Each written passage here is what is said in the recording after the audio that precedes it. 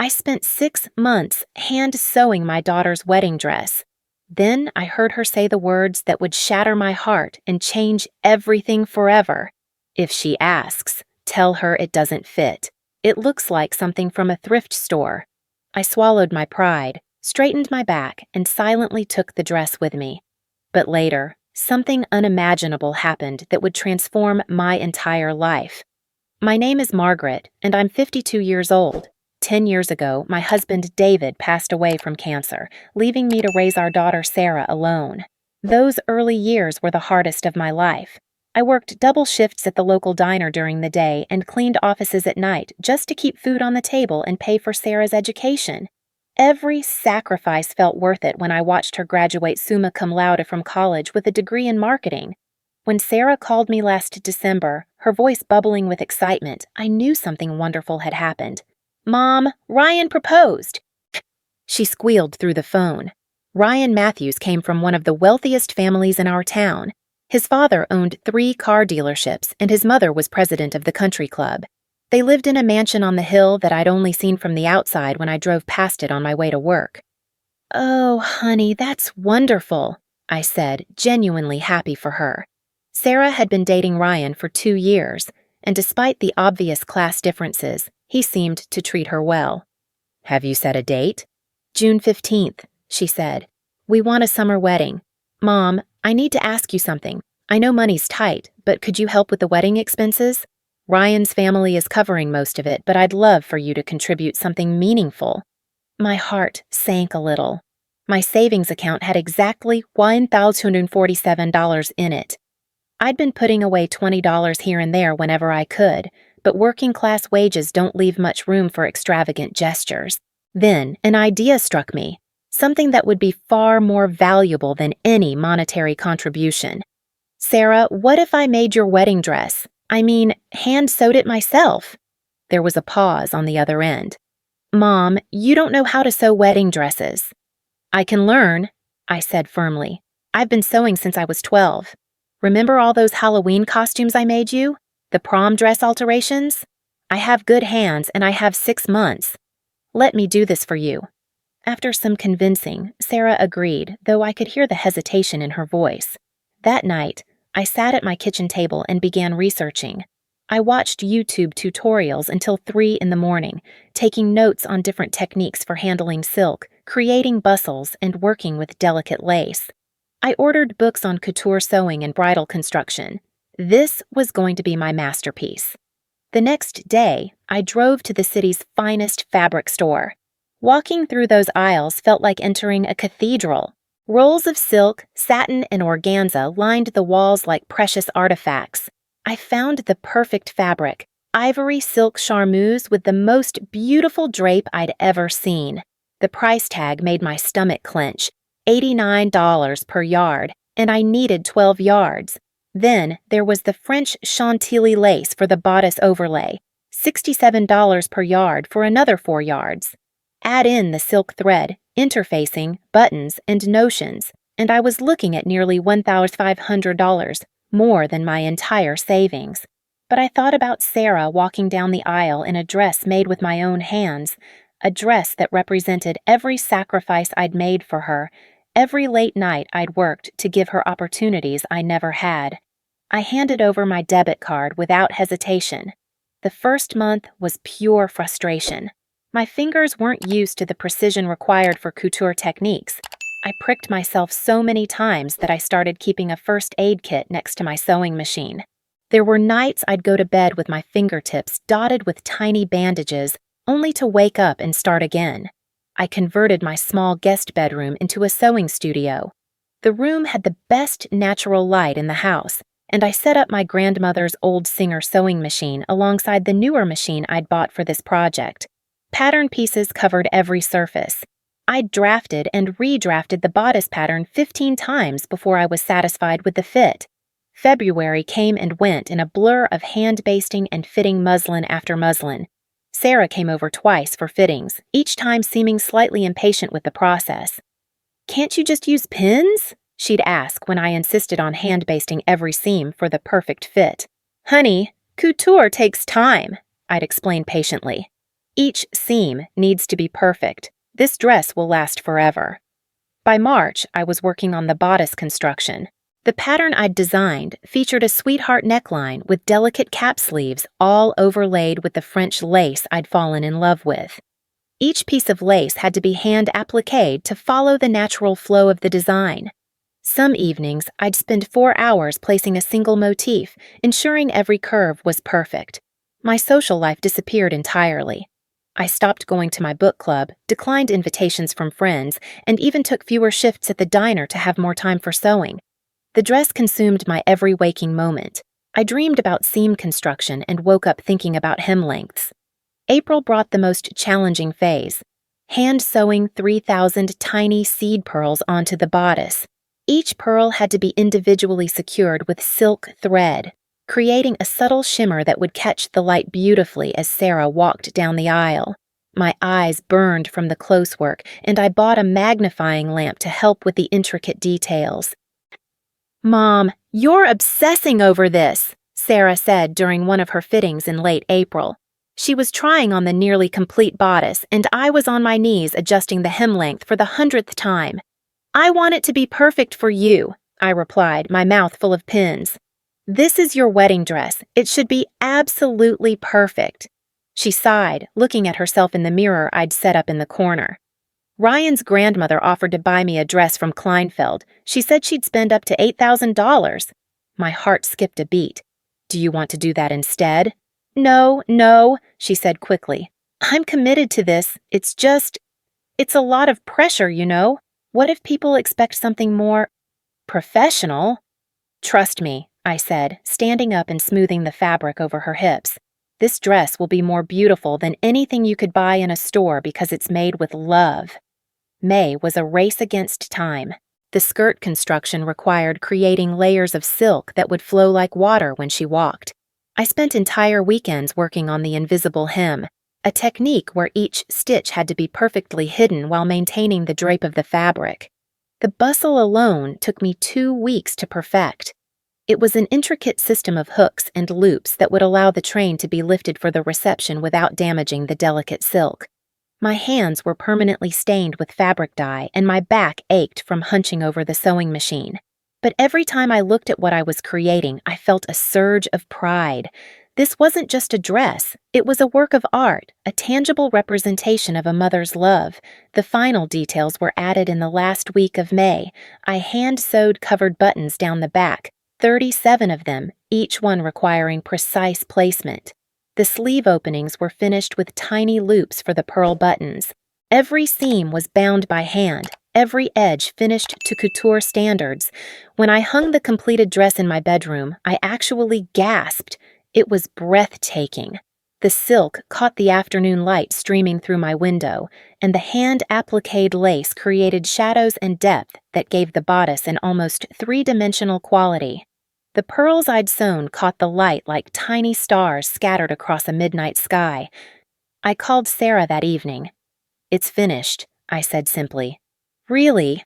"Oh my God, Mom, I can't wait to see it." We arranged for her to pick it up the following Saturday, 1 week before the wedding. When she arrived, I had the dress hanging in my bedroom, covered with a sheet like a masterpiece waiting to be unveiled. "Are you ready?" I asked, my hands trembling slightly as I reached for the sheet. "Yes," Sarah said, bouncing slightly on her toes. I pulled away the sheet, and the dress was revealed in all its glory. Sarah's hand flew to her mouth, but something in her expression wasn't quite what I'd expected. Joy, yes, but something else too. Uncertainty, maybe? "Mom, it's beautiful," she said carefully. "Really beautiful." "Try it on," I urged. "I want to make sure everything fits perfectly." But Sarah glanced at her watch. "Actually, I'm meeting Ryan's mom for lunch in an hour. Can I take it with me and try it on at home? I promise I'll let you know if anything needs adjusting." I felt a small stab of disappointment. I'd imagined this moment differently, helping her into the dress, seeing her face light up in the mirror, maybe even sharing an emotional mother-daughter moment before her big day. But I carefully packed the dress in the garment bag I'd bought specifically for this purpose. "Be gentle with it," I said as I handed it over, "and call me immediately if anything needs fixing." I will, Mom. Thank you so much for doing this. She gave me a quick hug and was gone. The week leading up to the wedding passed in a blur. Sarah was busy with final preparations, and I barely heard from her except for quick text messages confirming details about timing and logistics. I kept expecting a call about minor alterations or adjustments, but none came. I chose to interpret this as good news. The dress fit perfectly. The morning of June 15th dawned clear and beautiful. I'd arranged to arrive at the venue early to help Sarah get ready. The wedding was being held at the Riverside Country Club, Ryan's family's domain. I'd never been inside before, and I was struck by the elegance of everything. Crystal chandeliers, marble floors, and huge windows overlooking perfectly manicured gardens. I made my way to the bridal suite, carrying the small bag of emergency sewing supplies I'd packed, just in case any last-minute touch-ups were needed. My heart was racing with excitement. After 6 months of work, I was finally going to see my daughter walk down the aisle in the dress I'd created with my own hands.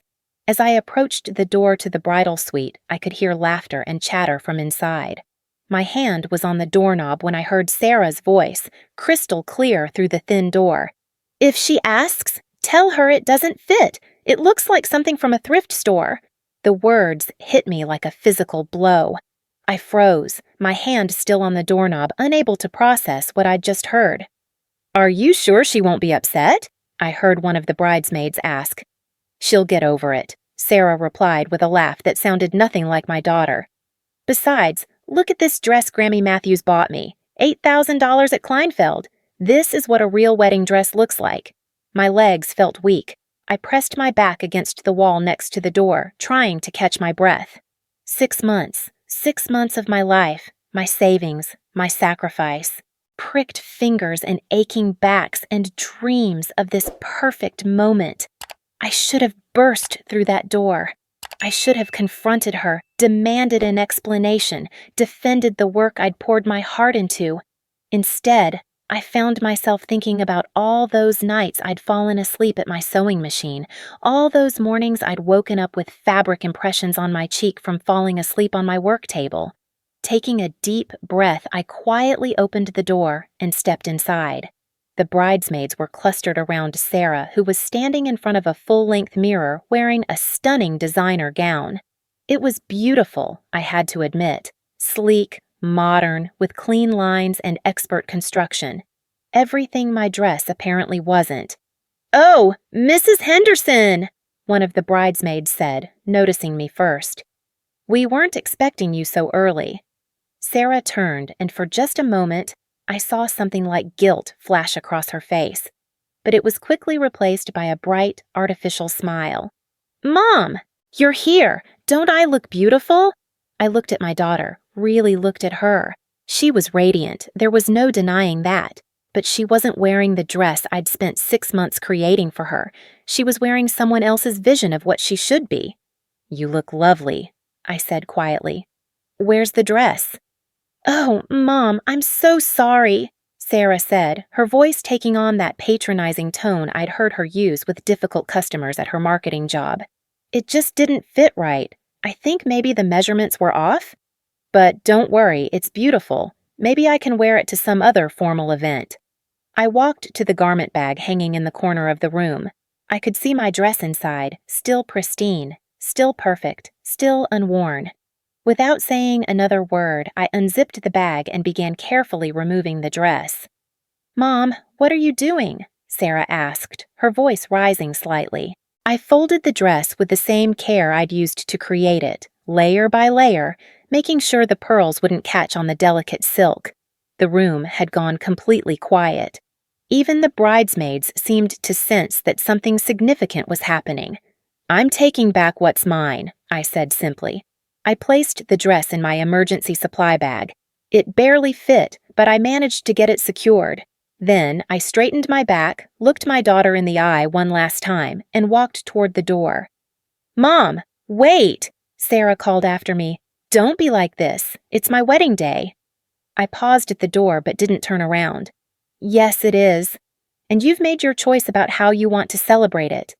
I walked out of that bridal suite with my head held high, carrying the dress that represented 6 months of love, sacrifice, and dreams. I didn't know it then, but I was also carrying the seeds of something that would change my life forever. The drive home was a blur. I kept my hands steady on the wheel, my eyes focused on the road ahead, but inside, I was falling apart. 22 years of motherhood, of putting Sarah first in everything, of believing that love and sacrifice would always be enough. 22 years, and it all came down to this moment. My daughter's laughter as she dismissed my work as something from a thrift store. When I got home, I hung the dress back up in my bedroom and sat on my bed, staring at it. It was still beautiful. The silk still caught the light perfectly. The lace still created those intricate shadows and patterns. The pearls still sparkled like tiny stars. The dress hadn't changed, but something inside me had. I pulled out my phone and, almost without thinking, took a photo of the dress hanging in my window where the afternoon light made it absolutely luminous. Then I opened Facebook and wrote a simple caption, 6 months of love, hand-sewn for my daughter's special day. I didn't tag Sarah. I didn't explain what had happened. I just shared this beautiful thing I'd created, this testament to what love could build with patient hands and a devoted heart. Then, I set my phone aside and tried to figure out how to put my heart back together. I had no idea that within 24 hours, that simple post would be seen by over 50,000 people. I had no idea that my phone would be ringing with calls from reporters and designers and brides-to-be from across the country. I had no idea that the worst day of my life was about to become the first day of an entirely new chapter, but that's exactly what happened. Sometimes the most devastating moments in our lives are actually doorways to something we never could have imagined. Sometimes the people who break our hearts are unknowingly setting us free. I woke up the next morning to my phone buzzing incessantly. 37 missed calls, over 200 Facebook notifications, and my inbox flooded with messages from strangers. Confused and still emotionally drained from the previous day's events, I opened Facebook to see what was happening. My simple post about Sarah's wedding dress had exploded overnight. The photo had been shared over 8,000 times, and the comments kept pouring in. "This is absolutely stunning craftsmanship," wrote one person. "Your daughter is so lucky to have such a talented mother," said another. But it was the private messages that really caught my attention. "Hi, Margaret. I'm a fashion journalist with Bridal Today magazine. We'd love to feature your incredible work. Please call me." Another message read, "My name is Emma Rodriguez, and I own a couture bridal salon in Manhattan. That dress is museum-quality work. I must speak with you immediately." Emma Rodriguez. I recognized that name.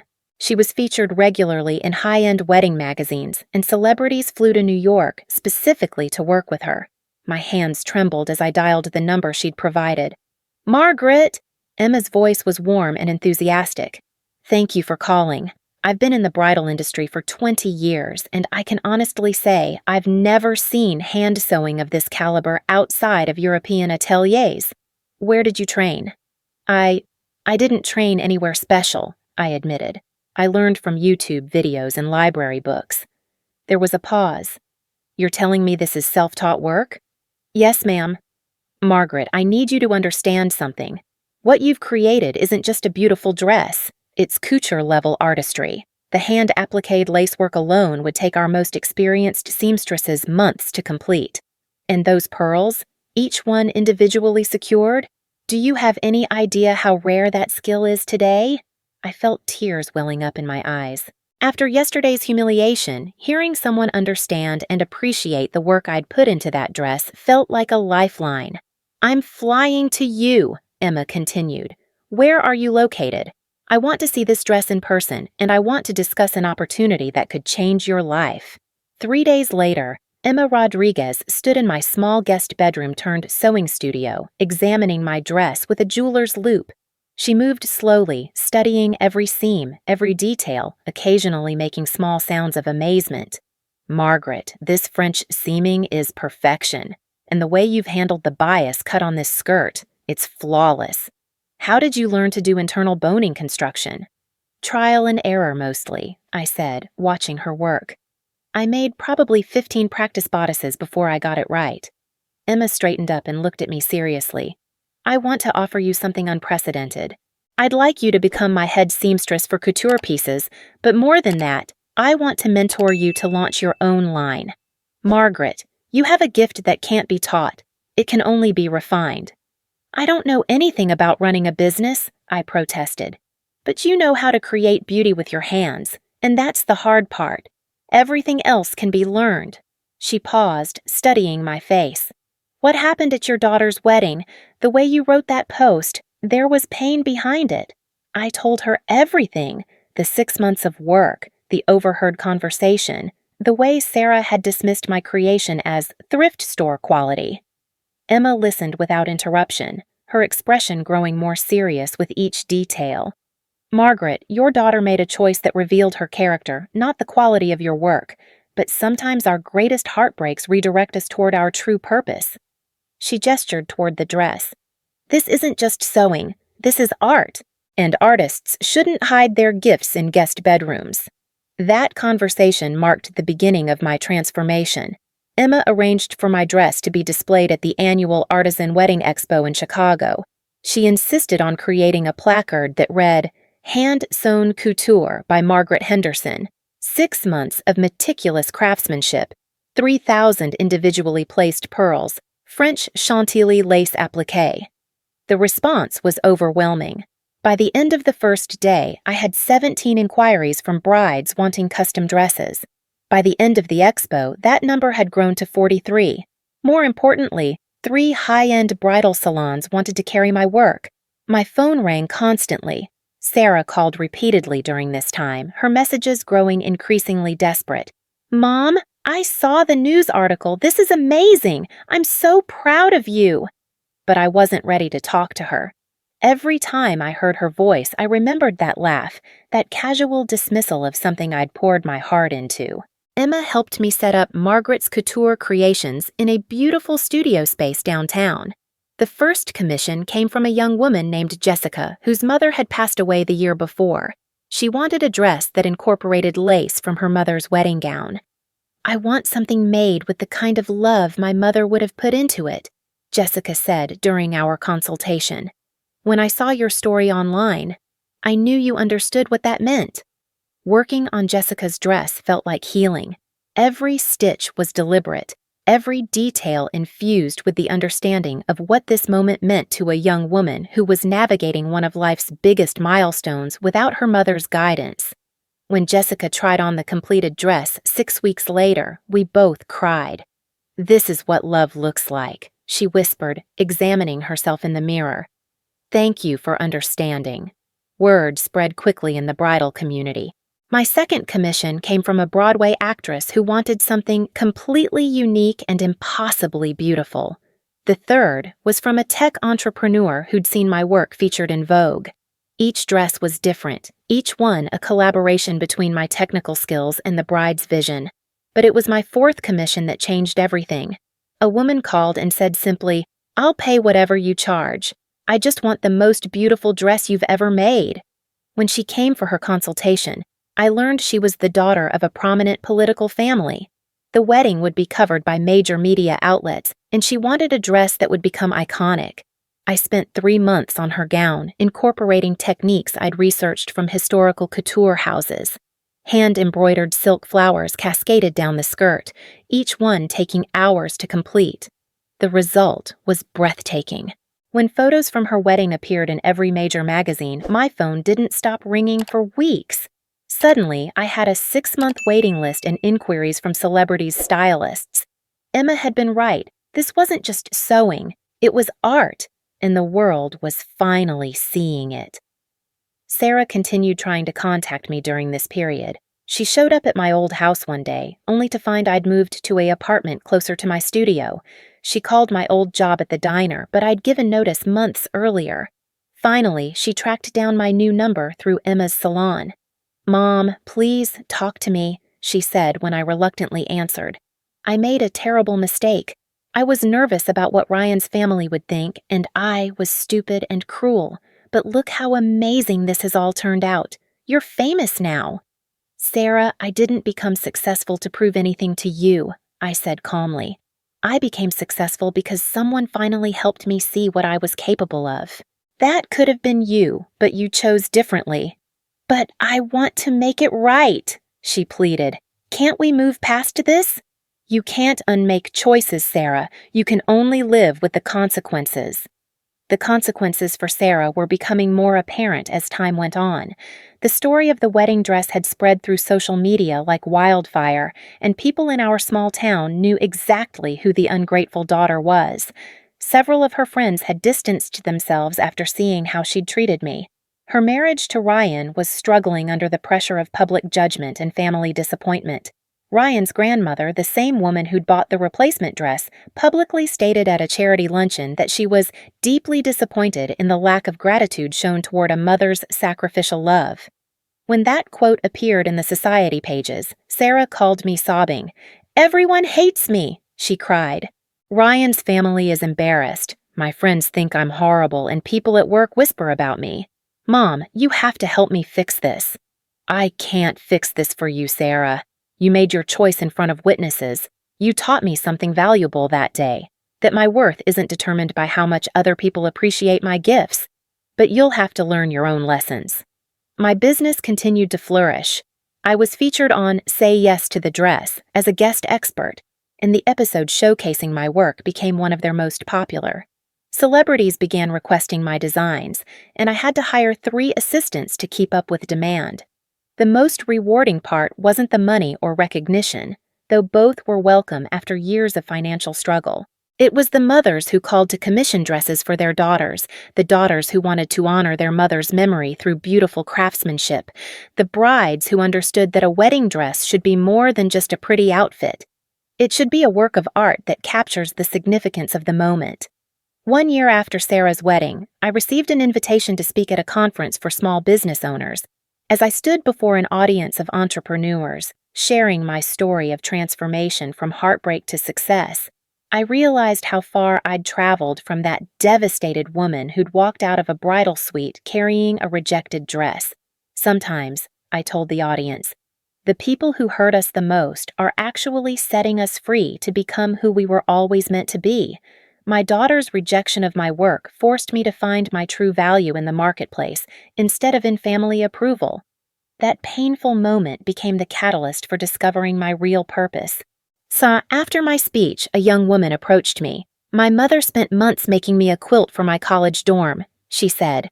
"I was embarrassed because my roommate had expensive bedding from Pottery Barn. I hid the quilt in my closet. After hearing your story, I'm going home to apologize and to hang that quilt with pride." That conversation reminded me why my story had resonated with so many people. It wasn't just about sewing or wedding dresses. It was about the way we value, or fail to value, the love that others pour into their work for us. Sarah's marriage ended in divorce 18 months after the wedding. The fairy tale life she'd thought she was getting by marrying into Ryan's family crumbled under the weight of expectations she couldn't meet, and a foundation built more on social status than genuine love. When she called to tell me about the divorce, I felt no satisfaction in her pain. "I'm sorry you're hurting," I told her honestly. "But I hope you'll use this time to think about what really matters in life." "Mom, I've learned so much," she said. "I know I hurt you terribly, and I know saying sorry isn't enough. But I want you to know that I finally understand what I threw away. Not just the dress, but your love, your respect, your faith in me. Sarah, my love for you never went away, but my willingness to accept poor treatment did. Those are 2 different things." She was quiet for a long moment. "Is there any way we can try again? I know I don't deserve it, but I'd like to earn back your respect." "Respect is earned through consistent actions over time," I replied. "If you're serious about that, then you'll need to show me, not tell me."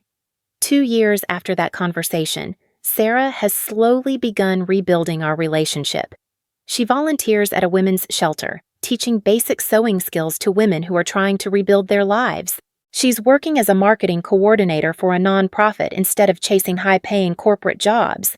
Most importantly, she's learning to value substance over appearance. She still hasn't earned back my full trust, and maybe she never will. But she's trying, and that effort matters more than her words of apology ever could. As for me, Margaret's Couture Creations now has locations in 3 cities. I've been featured in Vogue, Harper's Bazaar, and Martha Stewart weddings. My dresses have been worn by celebrities, socialites, and everyday women who simply wanted something extraordinary for their special day. But the most meaningful moment came last month when I received a package with no return address. Inside was a photo of a young woman in a wedding dress I'd made 3 years ago. She was standing next to her daughter, who was wearing a flower girl dress clearly made by hand with careful stitches and patient love. The note read, "Dear Margaret, you taught me that handmade gifts are the most precious because they're made with time we can never get back. I made my daughter's dress myself, and she loves it because she understands it was made with love. Thank you for showing me what really matters." That photo sits framed in my office now, a reminder that the ripple effects of our choices extend far beyond what we can see. Sarah's rejection taught me my worth, but it also taught countless other people to value the love that others put into their work. 6 months of sewing led to 6 minutes of heartbreak, which led to a lifetime of purpose I never knew I had. Sometimes the most devastating moments in our lives are actually doorways, and sometimes the people who break our hearts are unknowingly setting us free to become who we were always meant to be. I spent 6 months sewing my daughter's wedding dress. She rejected it in 6 seconds. But in doing so, she gave me something far more valuable than her approval. She gave me the push I needed to discover my own worth, independent of anyone else's opinion. That dress still hangs in my studio, not as a reminder of pain, but as a symbol of transformation. It represents the moment I stopped measuring my value by other people's appreciation and started building a life based on my own gifts and purpose. And that, it turns out, was worth more than any wedding dress ever could be.